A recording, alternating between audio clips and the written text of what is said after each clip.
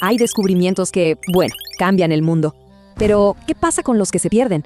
Los que se quedan en las sombras de la historia, esperando siglos a que alguien vuelva a encontrar la luz. A ver, piensen en esto por un segundo.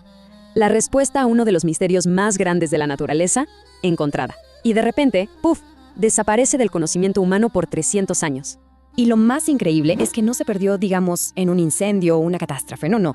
La respuesta estuvo ahí todo el tiempo, escondida a plena vista, en las páginas de un manuscrito medieval, en las notas de un fraile dominico.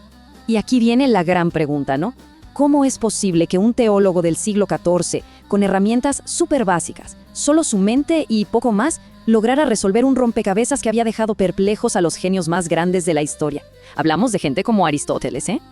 Ok, para este análisis nos vamos a basar en dos fuentes clave: el manuscrito original del siglo XIV, De Iride et de Radialibus Impressionibus, y la entrada sobre Dietrich de Freiberg en la Enciclopedia de Filosofía de Stanford. Como siempre, los enlaces a la bibliografía están en la descripción. Para entender cómo llegó a esa solución, primero tenemos que conocer al hombre detrás de la idea. Y no era un científico como los de ahora, para nada. Era algo mucho más interesante. Estamos hablando de Dietrich de Freiberg, un dominico que vivió allá por el 1250. Pero ojo, no era un monje cualquiera. Fue uno de los dos únicos alemanes de su siglo que consiguió el título de maestro de teología en la Universidad de París. Casi nada.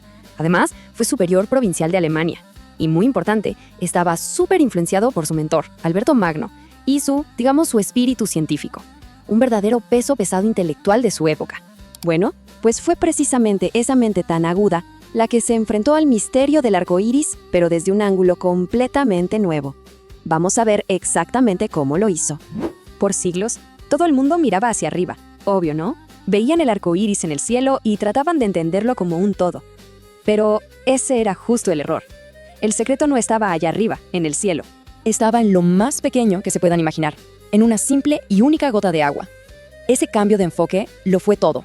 Y aquí es donde vemos la genialidad de su método. En vez de mirar al cielo, Dietrich agarró un frasco de vidrio, esférico, lo llenó de agua y lo usó como un modelo de una gota de lluvia gigante. Ese frasco se convirtió en su laboratorio, su propio microcosmos. Ahí podía seguir el camino de cada rayo de luz, uno por uno. Y observando la luz del sol pasar a través de su gota gigante, pudo trazar el recorrido exacto.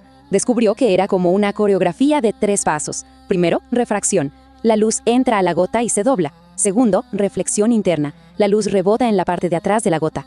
Y tercero, otra refracción justo al salir. Esa secuencia, y no otra, ese era el secreto del arco iris principal. Pero esperen, que su genialidad no paró ahí. Con ese mismo modelo, su frasco con agua, se dio cuenta de que si la luz rebotaba 2 veces por dentro, ¡pum!, eso explicaba perfectamente el arco iris secundario, ese que es más débil y tiene los colores al revés. O sea, un solo modelo, una sola teoría para explicar los dos fenómenos. Eso es la elegancia pura de una gran teoría científica. Fue un logro increíble, ¿verdad? Un triunfo total del método experimental en el siglo XIV. Y justo por eso, lo que pasó después es tan irónico. La historia dio un giro inesperado y su trabajo simplemente se desvaneció. Miren esta línea de tiempo. Por allá de 1304, Dietrich lo resuelve todo, el arco iris primario y el secundario. Y después, nada, un silencio de 300 años. No es sino hasta 1637 que René Descartes, por su cuenta, redescubre y publica la misma teoría. ¿Qué pasó en medio? La pista está en esa fecha, 1323, la canonización de Tomás de Aquino. Y aquí viene la gran ironía de la historia. Resulta que Dietrich era un pensador súper original y su filosofía chocaba de frente con la de Tomás de Aquino. Cuando Aquino es canonizado, pues su pensamiento se convierte prácticamente en la doctrina oficial de la orden. En ese nuevo ambiente intelectual, las ideas de Dietrich, incluyendo su brillante trabajo científico, quedaron marginadas. Fue una víctima, por así decirlo, de las guerras filosóficas de la época. Pero bueno, la buena noticia es que hoy podemos rescatar su historia. Y al hacerlo, nos encontramos con lecciones que son súper relevantes para nosotros hoy en día, sobre cómo resolver problemas y cómo se llega a un descubrimiento. Primera lección clave. Para entender algo inmenso, hay que aislar y modelar lo más pequeño.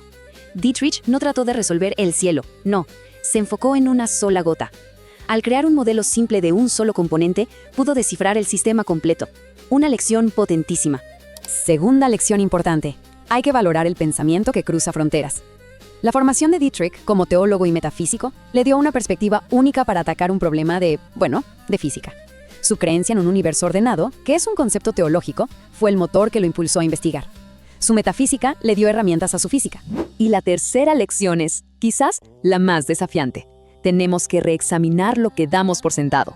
La historia de Dietrich nos grita que hasta los fenómenos más comunes, los que vemos todos los días, pueden esconder secretos increíbles. Secretos que están ahí, esperando a que alguien se atreva a mirar de nuevo, pero con otros ojos.